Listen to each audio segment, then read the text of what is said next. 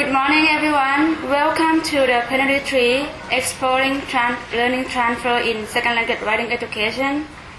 And my name is Tanida Sankam, and I'm from Arizona State University. And I will be introducing our guest, our plenary speaker. It's my pleasure to introduce Mark James. Mark James is currently Assistant Professor of TESOL and Applied Linguistics in the English Department at Arizona State University, where he teaches graduate level courses in methods of teaching, second language writing, curriculum design and material development, and language testing and assessment. He also teaches an undergraduate level writing course for ESL students. He received his PhD in second language education from Ontario Institute for Studies in Education from University of Toronto in 2003. He taught at the University of Puerto Rico, Maria Grace, before joining the English department in 2005.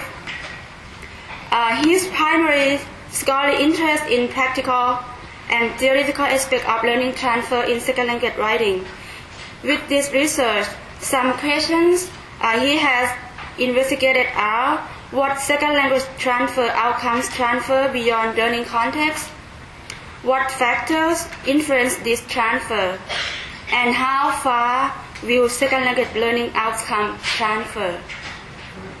His research activities also revolve around issues related to curriculum, teaching, in education, in second language writing. His articles related to learning transfer have been published in major journals such as TESOL Quarterly, the LT Journal, the International Review of Applied Linguistics, Written Communication, and the Journal of Second Language Writing. His forthcoming article entitled Transfer Climate and EAP Education, Students' Perception of Challenges to Learning Transfer will appear in English for Academic Purposes Journal. He has also given conferences presentations on transfer learning. Now, please join me welcoming Mark James.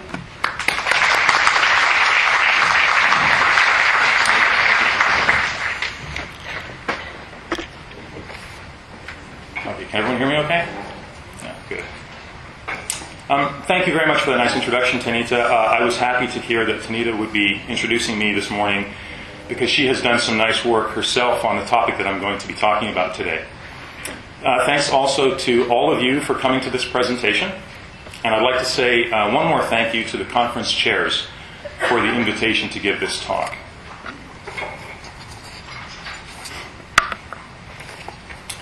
So the title of my presentation today is Exploring Learning Transfer in Second Language Writing Education. And my plan is to speak for about 30 minutes, so we will have about 10 minutes for questions at the end. Let me also point out, as I'm getting started, that I haven't prepared a paper handout because I will put my PowerPoint slides and an audio recording of this presentation on my website tomorrow. The website address is up on the screen, and you can easily find it if you search for me through the ASU English Department website as well. Okay, so just to break the ice, let's begin with a little story. 3 weeks ago, I was working in my office when I got a phone call from my wife, who teaches ESL writing courses here at ASU. She was telling me on the phone that she had just had a nasty accident in class. She was in the middle of a lesson and was working with an overhead projector when she tripped over the cord, kicked the ground, and heard a loud crack, which we later found out was her big toe breaking in 4 different places. Yeah. But the best part of this story is that when the accident happened, she got up, announced to her students that she was okay, and somehow finished teaching the remaining 20 minutes of the class before calling me. As you can imagine, I was pretty impressed by this. So I was bragging about it during a conversation at Thursday night's symposium reception. One of our ASU graduate students, Eric, was listening and was impressed because he thought my wife was like one of those professional athletes that we hear about who break an arm or a leg in the middle of a game, but then continue to play until the game is over.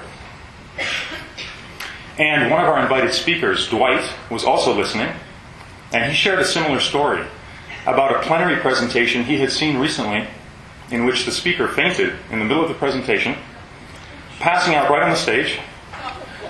But then after the paramedics left, he got up and actually finished the presentation. I was equally impressed by that story at first, because then I remembered that I had to give a plenary presentation in 2 days. So if you notice me holding on pretty tight up here, you'll understand why. Now, these stories actually serve a purpose beyond just breaking the ice here this morning.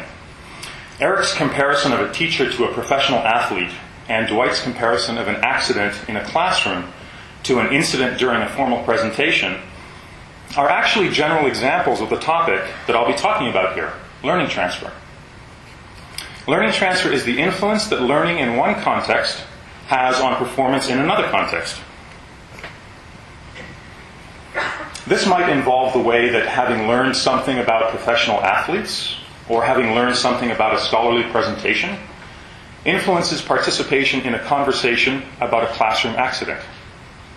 Or the way that knowing how to ride a bicycle helps someone when he or she rides a motorcycle for the first time. Or the way that having studied math in school might help someone outside school when she or he is shopping.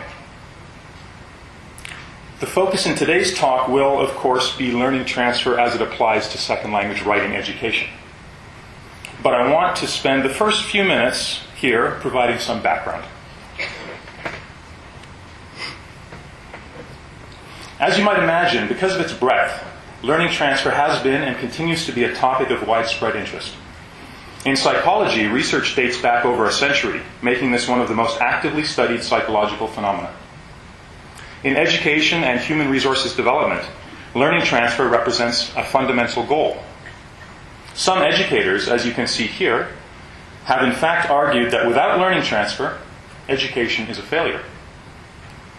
And scholarly work on learning transfer is conducted in a variety of education settings, including higher education settings like law school, where there has been recent debate about which teaching techniques are most effective at stimulating learning transfer from the law lecture to legal practice, as well as the K-12 education system, where recent research has examined, for example, whether reading and writing strategies taught in a 7th grade curriculum transfer to writing tasks across subjects and to students' work in later grades. In human resources development, on the other hand, interest in learning transfer is reflected in the billions of dollars that U.S. corporations, for example, spend each year on training their own employees. The obvious expectation is that such training will transfer to the workplace. Research in this area has investigated learning transfer in a wide range of industrial settings. For example, in manager training in the fast food industry, in training for production line workers in the electronics industry, and in training for employees at a telephone marketing organization.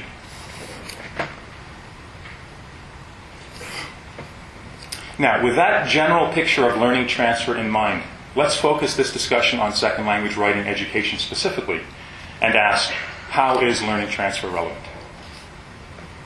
Well, as in any other branch of education, learning transfer is a fundamental goal here. The importance of this goal is evident in the words of Ann Johns and Ilona Leckie and Joan Carson, as you can see on the screen. These comments were made in reference to one common second language writing education setting, English for academic purposes instruction. In EAP instruction and most, if not all, other second language writing education settings, if learning occurs in the classroom, but students can't apply that learning outside that classroom, instruction has limited value. So, learning transfer is relevant first because we want to know that it does occur in second language writing education.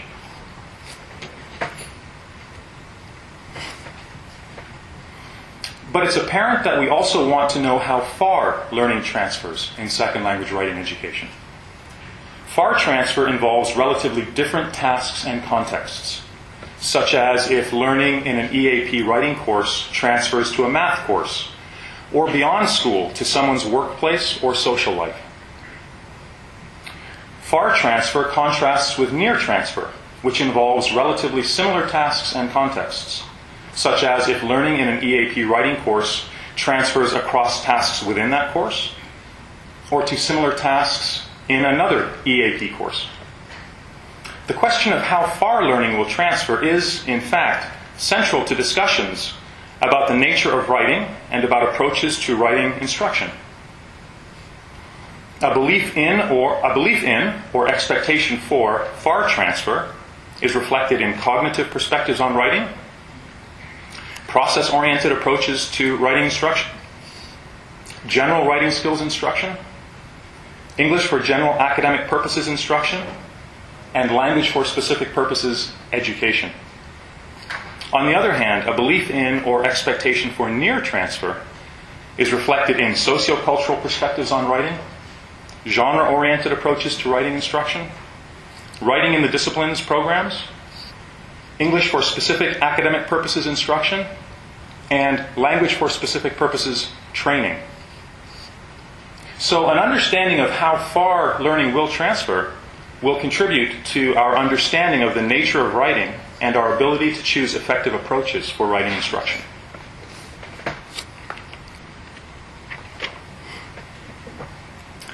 Finally, it's clear that we also need to understand how learning transfers in second language writing education. Psychologists David Perkins and Gabrielle Salomon highlighted the importance of going beyond questions about whether learning transfer occurs to ask what conditions promote learning transfer.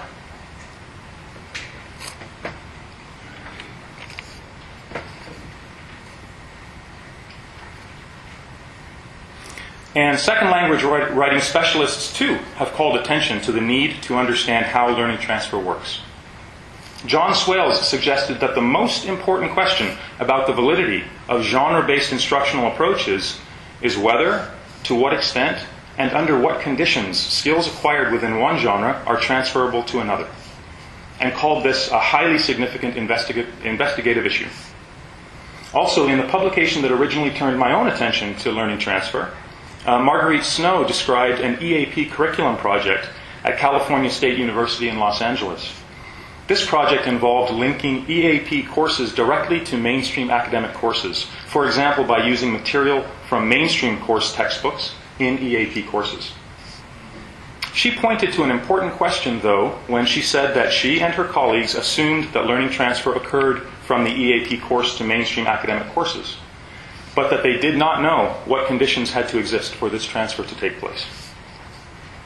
These comments about the need to understand conditions that promote learning transfer in second language writing education further underscore the relevance of learning transfer in this area.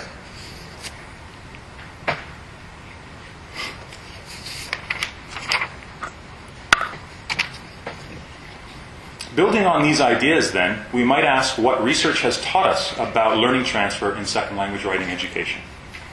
Fortunately, we can survey a growing collection of studies that shed light on this issue. First, we know that learning transfer can occur in second language writing education, but this transfer is not inevitable. I'll briefly describe just a few studies to illustrate this. For example, in a 1994 study by Ilona Leckie and Joan Carson, students were surveyed about aspects of EAP courses that they had taken in the past that they were finding helpful in their current academic studies. A majority of the students said they used most of the skills they had learned in their EAP writing classes, and this suggests learning transfer for some students and some skills, but limited or a lack of learning transfer for other students and other skills. Then, in a 1995 study by Ilona Leckie, 5 university ESL students were asked in interviews to describe various strategies that they used to navigate through their mainstream academic courses. One of the 10 strategies they described was, quote, using current or past ESL writing training. And this suggests learning transfer. But this was uncommon. Only one of the 5 students referred to this strategy, even though 2 of the other students were also taking an ESL course at that time. So apparently they did not see a connection between that course and their other coursework. And in a 2006 study of my own, 5 university ESL students participated in a series of interviews over one academic year. and reported transferring several writing skills to their other freshman courses. But this transfer was infrequent, for example, occurring only once or twice in a given course, and sometimes not at all. So the findings in these and other similar studies suggest that learning transfer can occur in second language writing education, but that this transfer is somehow constrained. And I think the general lesson here is summed up neatly in these quotes from Ruth Spack and Christine Tardy, who point to the difficulty in stimulating learning transfer.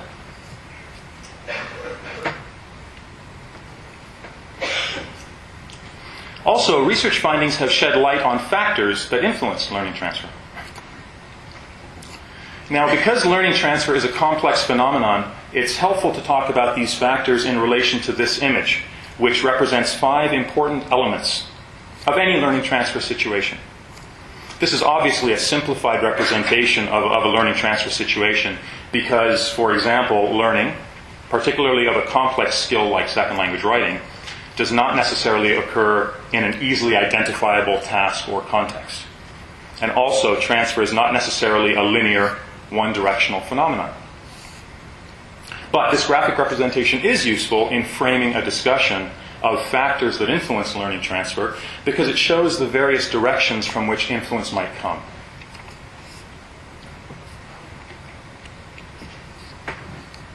One widely discussed factor is the relationship between learning and transfer tasks or contexts. Researchers studying second language and first language writing education have pointed out that similarity and difference between writing tasks or contexts is an influence on learning transfer. An interesting point here is that it is perceived similarity rather than some objectively determined similarity that is most important to learning transfer. In other words, 2 writing tasks may appear similar to some second language writers, but different to other second language writers. And learning transfer will be more likely for the individuals who perceive the similarities. This idea is supported by findings from a 2008 study that I conducted, which involved giving students from an EAP writing course a 30-minute writing task to do. Afterwards, I interviewed the students, and when I analyzed the data, I found that students who described the task as similar to work that they had done in the EAP course outperformed students who did not describe the task as similar. Now, besides the relationship between learning and transfer tasks or contexts, we might also look individually at each of these elements of learning transfer situations to see what influence they might have. For example, we might look at the transfer context and tasks by themselves and ask how they influence learning transfer. In literature on second language writing, we can already see a strong interest in target contexts of instruction. For example, in research related to EAP writing instruction, there is a large collection of research that has identified various language-related challenges that second language writers will face in mainstream academic contexts.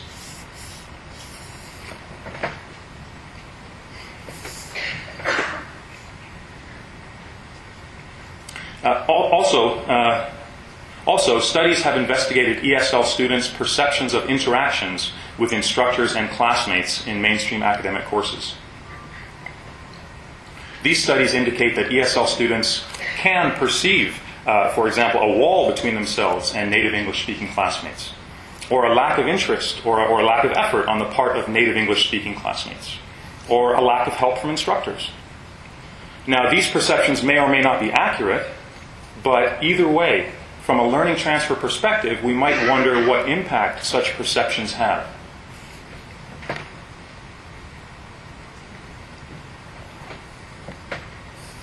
In fact, this is the question behind research on learning transfer in human resources development, where scholars have been investigating a construct called transfer climate. Transfer climate is the support for learning transfer that an individual perceives in the target context of instruction. For example, an employee at a company who has gone through some kind of workplace training might feel support for learning transfer if a supervisor has positive things to say about the training. On the other hand, the individual might feel a lack of support if coworkers don't say anything about the training. or worse if they say negative things about the training. A supportive transfer climate has been linked to learning transfer in several studies in workplace settings. I can briefly describe an example here of a study I carried out recently to look at transfer climate in second language writing education. The study involved interviews with just over 50 students who were enrolled in an EAP writing course, and I asked various questions about the mainstream academic courses the students were also taking. For example, I asked the students if their instructors and classmates in those mainstream courses talked about writing courses or encouraged the use of skills learned and practiced in writing courses, or had positive attitudes toward writing courses. I also asked the students if they thought transfer of learning from writing courses would have a positive impact on their grades and their work efficiency in those other courses. I kept the interview questions open-ended so that I could ask for examples and try to find out what, if anything, the students were seeing or hearing in mainstream courses that led to an unsupportive transfer climate. The students' answers showed that there was variation across students, which meant that for some students, transfer climate was relatively supportive, but for other students, transfer climate was unsupportive.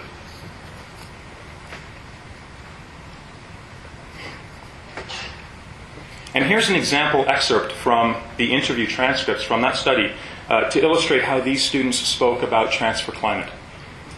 This student said that an instructor in a math course had negative attitudes toward writing courses.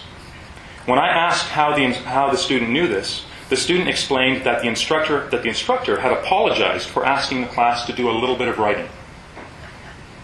In other similar excerpts, students reported that they heard classmates say make negative comments about writing. For example, saying that writing is not enjoyable or it's unimportant. Without going into any further detail, I think that what this particular study showed is that when students have opportunities to apply learning outcomes from this kind of second language writing course, those opportunities don't occur in a vacuum. The opportunities occur in situations that vary in terms of the support that students perceive for learning transfer. So some students from a second language writing course may find themselves in target situations in which they perceive little in the way of support for learning transfer. If transfer is to occur in those settings, the students must be able to overlook an apparent lack of support.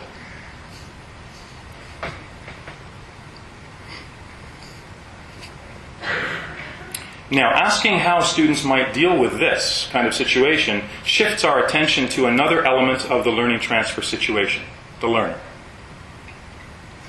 Of course, the learner is critical in the sense that it is she or he who has to actually carry out any transfer. But there may also be various learner characteristics that influence learning transfer. And one such characteristic that has been receiving attention is motivation.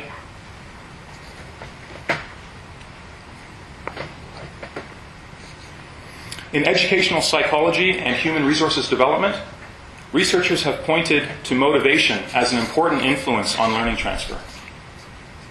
Similarly, second language education researchers have suggested that learning transfer is influenced by motivation-related factors like student effort, value that students place on skills, and students' sociocultural attitudes. I was interested in these ideas, and so recently carried out a study to investigate students' motivation to transfer learning in second language writing education. Now, research on second language motivation has tended to focus on motivation to learn rather than motivation to transfer learning. So my approach was a little different. Drawing on research in psychology and human resources development, I defined transfer motivation as a combination of desire, favorable attitudes, and effort to transfer learning. I interviewed 40 students who were enrolled in an undergraduate EAP writing course to see if the students were motivated to transfer learning from the writing course to their mainstream academic courses. The results showed that while desire and favorable attitudes toward learning transfer were relatively widespread, effort to transfer learning was very limited. So as a result, true motivation to transfer second language learning, which is a combination of those three things, was not common in that setting.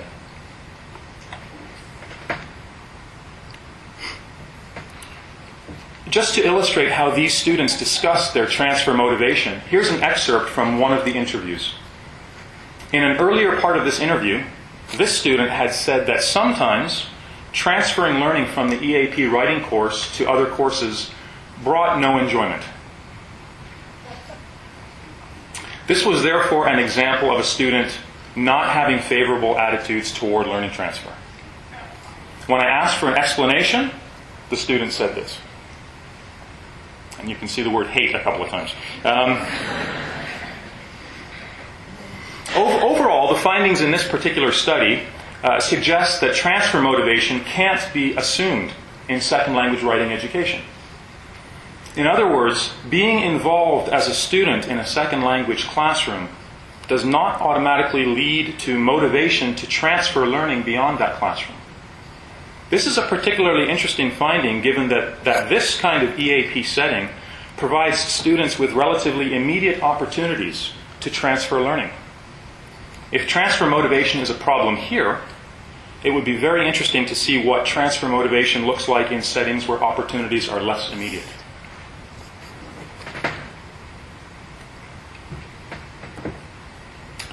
Now, looking at the graphic of a learning transfer situation one last time, we can see that there is one more important pair of elements, the learning task and context. And this is where we get to talk a little bit about teaching techniques.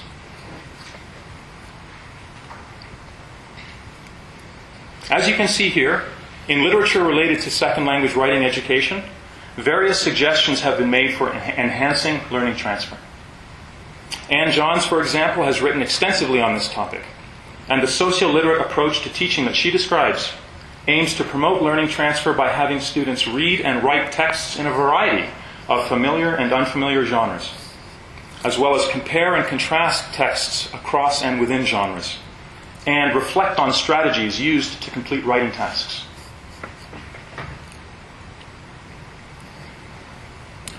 These suggestions reflect teaching for transfer techniques that we can read about outside second language writing education. Perkins and Salomon described two main types of such techniques, hugging and bridging. Hugging means designing instruction so that it appears similar to target tasks and contexts. The suggestion on the previous slide to integrate academic tasks into EAP writing courses is an example of hugging, because presumably EAP students will face those kinds of tasks in their mainstream courses. Bridging, on the other hand, means designing instruction to stimulate abstract thinking, because abstracted knowledge is likely to be available for transfer. The suggestion on the previous slide to have students compare and contrast different texts within and across genres and to reflect on their strategies for completing writing tasks are good examples of bridging, because both techniques get students to think at an abstract level about writing processes and products.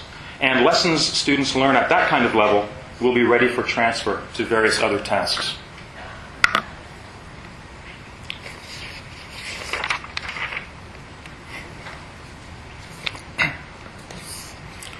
So, we have already learned quite a bit about learning transfer in second language writing education. And we have lots of good ideas worth pursuing. Where might this work go in the future? I can see several directions that will be effective ways to build on what we already know and believe. And I think more directions can emerge, certainly. A lot more directions can emerge if we carefully explore the vast and growing research literature on learning transfer in other fields. With that in mind, one important direction for future research on this topic in our field will be refining the way that learning transfer is identified.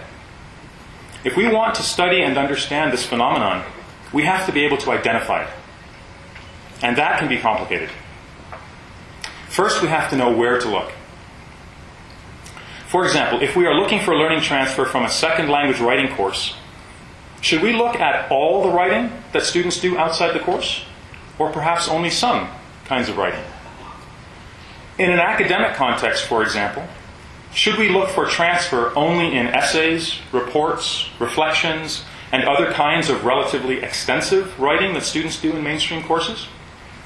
Or should we also look for transfer to other kinds of writing, like short answers on tests and exams, or emails to professors, or class notes? In one of my recent studies, I asked a student if her EAP writing course helped with her math courses. And she said yes. That when she had to write single sentences to summarize calculations that she did on math tests, she thought about and made use of transition signals, like however and therefore, that she had been learning and practicing in her EAP course.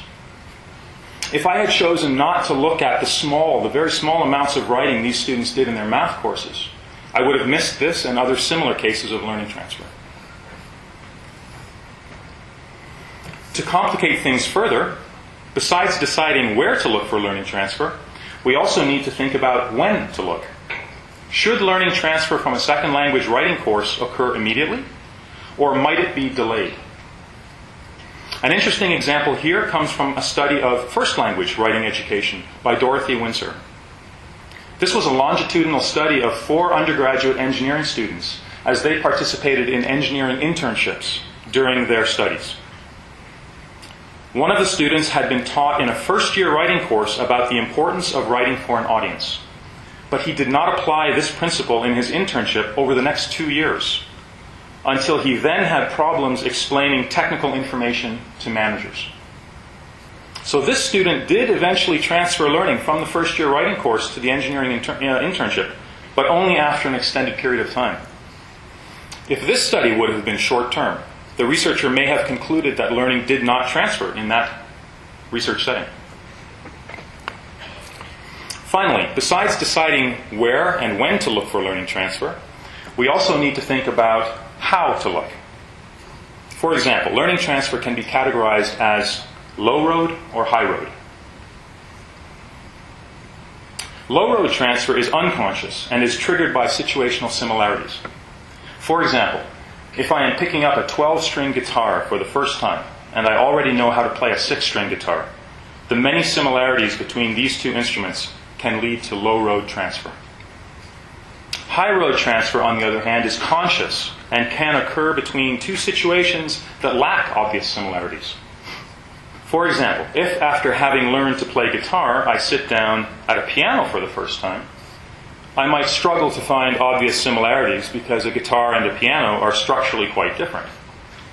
But once I have found out how to make a few basic chords on the piano keyboard, I can think back to the sequences of chords that I used to play songs on my guitar, and I can use those sequences, use that knowledge to play songs on the piano. With this in mind, it makes sense to search for both high road and low road learning transfer in second language writing education. To identify high road transfer, we might ask individuals if they try to transfer learning from a second language writing course. To identify low road transfer, we might examine those individuals' work outside the second language writing course, both in terms of product and process, and compare that work to their work in the second language writing course, and see if we can observe learning transfer that the individual may not be aware of. Being able to identify learning transfer precisely will in turn allow us to answer a variety of interesting questions in the future. For example, to compare different learning outcomes in second language writing education. For example, specific lessons learned about developing content or organization or sentence level grammar and vocabulary. We can compare those to see if some of these learning outcomes transfer more readily than others, or if some of these learning outcomes transfer farther distances than others, or if some transfer along the automatic low road while others transfer along the intentional high road. But identifying learning transfer is only one part of a bigger picture that includes the question of why transfer does or does not occur. Building on work that I described earlier, research might, for example, be carried out to examine more closely the key elements of learning transfer situations. This could involve examining the relationship between actual learning transfer and transfer climate, transfer motivation, and various teaching for transfer techniques.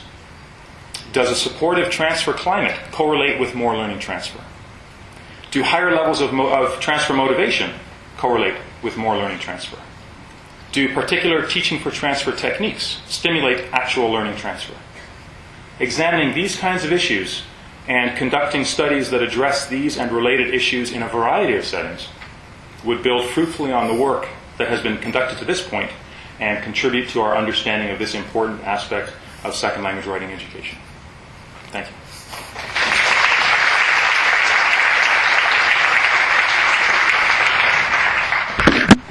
So we have a little time for some questions? Yeah. Okay.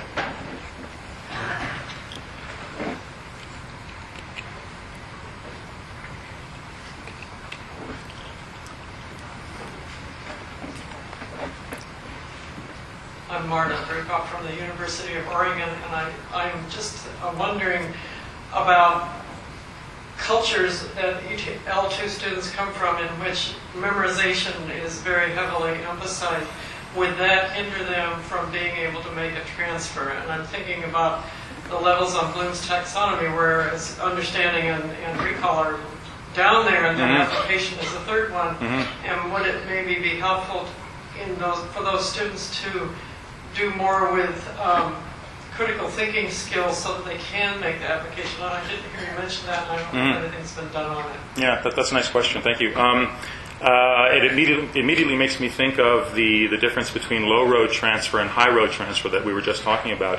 The idea that learning transfer can happen quite automatically, unconsciously, or it can happen intentionally. And so the question about whether students or language learners memorizing things, what happens with transfer? That kind of learning, memorization is still learning, and that kind of learning sounds to me like it would be typical of low-road transfer. And in fact, there's a very nice resource on learning transfer research history and current theory. And I've referred to it on one of the slides here. And by the way, I will add a nice reference list when I post this on my site. And it's a very nice, thorough review of the research on this topic. And one of the chapters in that book states quite clearly that memorization, this kind of rote learning, is not necessarily a problem for learning transfer. But the author makes the important point, though, that and he talks about it in terms of practice. He uses the term practice. Practicing again and again and again is important for transfer. But he stresses that he's not suggesting that we have students do the traditional rote, sort of not so meaningful kind of practice, but a different kind of practice where students are repeating and trying to develop skills through repetition, but they're thinking about it. They're reflecting on it as well. So memorization, or that kind of learning is encouraged in that literature. But then so is the kind of learning that occurs at the higher levels of Bloom's taxonomy. Absolutely. But the idea is that they can occur. We should be trying to do both in our classes, trying to encourage students to practice so that they develop skills that can be transferred automatically, but also thinking critically and trying to develop the knowledge that can be transferred more intentionally. Hi. Ann Jones. I don't know if you've ever met me. Not formally, no. And obviously, I like your work. Thank you. I think one thing you haven't brought up is the kind of SLA notion of encouraging kids to notice. Mm-hmm. In other words, the sort of explicit discussion and reflection of what might be transferable. Mm-hmm. Is there some good research on that kind of teaching for transfer where you're actually making some, as I talked about in my plenary, having a few goals and then you really, really practice those, and then work on the noticing part? Mm-hmm. Is there... Yeah, another nice question. And the first thing I think of when I hear that, again, is the sort of high road, low road transfer distinction. There are some nice practical resources out there, besides the one that I was just referring to, which is a nice history of the research in the area. There's some nice practical resources out there talking about teaching for transfer techniques. And they stress this kind of stuff, that having students, practice things, but to do it in a meaningful way, to reflect on it, And yeah, I can't think of any specific studies off the top of my head that I can refer to, but there's definitely attention to that idea in the development of learning transfer theory when they talk about practice, and it not being just rote, unthinking practice, but it being practice where students then also reflect, but also the practical resources that I've seen where they talk about specific teaching techniques and how, let me see if I can think of an example. There's just a strong balance when you see some of these resources that list the different teaching for transfer techniques. There's a strong balance between the hugging and the bridging, between the teaching for low road transfer, teaching for high road transfer. Get students to practice, to try to develop some automaticity, but have them reflect on things before, during, and after, and try to achieve a real balance with that stuff. So that's the first thing that I think of with that question. Yeah. Thank you.